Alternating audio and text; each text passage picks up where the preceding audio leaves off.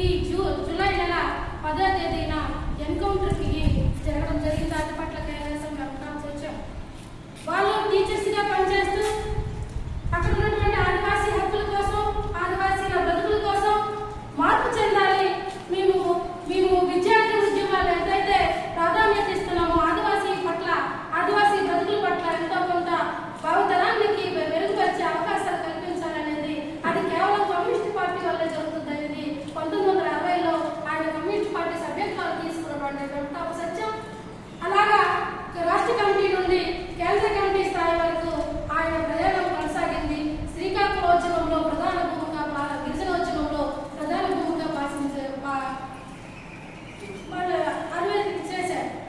అలాగే ఆదిపట్ల కైలాసం కామ్రేడ్ చెప్పినట్లు ఓ భూస్వామి పెద్దల వారు అనేక రకాలైతే 100 ఎకరాల భూములు ఉన్న ఆ భూముల కోసము గిరిజనులు పోరాటం చేస్తున్న వాళ్ళ తండ్రి మీదే బుగతా అనేది పోరాటం చేస్తున్న దానిని కూడా ఆ పీడిత ప్రజల పక్షాన తండ్రినే ఎదిరించుకొని ఆ భూములు పేద ప్రజలకు పంచాలని చెప్పి దానిలో మొదట ఆదిపట్ల కైలాసం కూడా తన సొంత భూములు కూడా పీడితుల ప్రజలు గిరిజనులకు పంచాలనేది చేసినటువంటి ఘనత ఆదిపట్ల కైలాసం. ఈ ఇద్దరు కామ్రేడ్స్ మన కోటప్ప ఎన్కౌంటర్ అమరత్వం చెందిన తర్వాత శ్రీకాకుళోద్యమం కొంత నిశ్శబ్దమైన ఆదివాసీల హక్కులుగా గణించడంలో, భూములు సంపాదించిన భూముల వాళ్ళ హక్కులను కాపాడుకోవడంలో ప్రధాన భూమిక పరిశీలించినారు.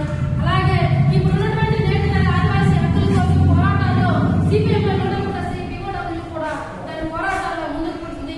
ఆదివాసీలను గిరిజనుల భూములు గిరిజనులకు అసెంబ్లీ యాక్ట్ తగ్గాలనేది ప్రారంభిస్తూ పోరాటాలు చేస్తున్నాము. ఆనాటి నుండి ఈనాటి పోరాటాలు చేస్తున్న ఈ పాలక పక్షాలు కనీసం విభక్తి నీరు కూడా చేయకుండా గిరిజనులకి అన్యాయం జరుగుతుంది. దానిపై అన్ని వర్గాలు, అన్ని ప్రజాస్వామ్య పోరాటాలు చేస్తున్నాం. అందులో మన పార్టీలు, మన పిఓడబ్ల్యూ కూడా పోరాటం చేస్తుంది. ఇంకో విషయం ఏంటంటే ఇప్పుడు 3 రకాలుగా గద్దెనెక్కినటువంటి ఈ నరేంద్ర మోడీ గిరిజన మైనారిటీ వర్గాలకి అనేక రకాల ఇబ్బందులు పెడుతూ, ఖనిజ సంపదలకి కార్పొరేట్ భూములను అప్పగిస్తూ దౌర్జన్యంగా గిరిజనుల భూములను ఖాళీ చేయించే చట్టాలు తీసుకుని వస్తున్న ఈ క్రమంలో విప్లవ ప్రజాస్వామిక శక్తులు అందరము ఐక్యమై ఆ పోరాటాల్లో ముందుకు తీసుకుపోయి గిరిజన హక్కుల కోసము, ఆదివాసీ బిడ్డలుగా రక్షణ కల్పించేటువంటి కోసము ఆనాటి వెంకటరపు సత్యం, ఆదిపట్ల కైలాసం, పోరన్న, మంగన్న, నేటి తరుల శ్రీకాకుళోద్యమంలో గడుపుతున్న కుమారన్న, జయక్క, పివి గారు వారసత్వం వరకు, చంద్రక్క, జయముల వరకు మనం పోరాటాలు సాగిస్తూనే ఉన్నాం.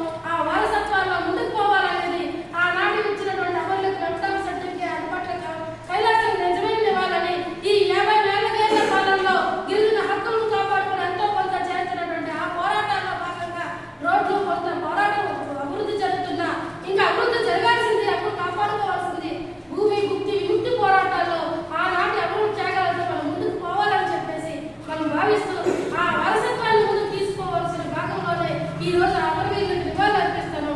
జోహార్ వెంకటరపు సత్యం, జోహార్ ఆదిపట్ల కైలాసం, భారత విప్లవోద్యమ వీరులకు జోహార్,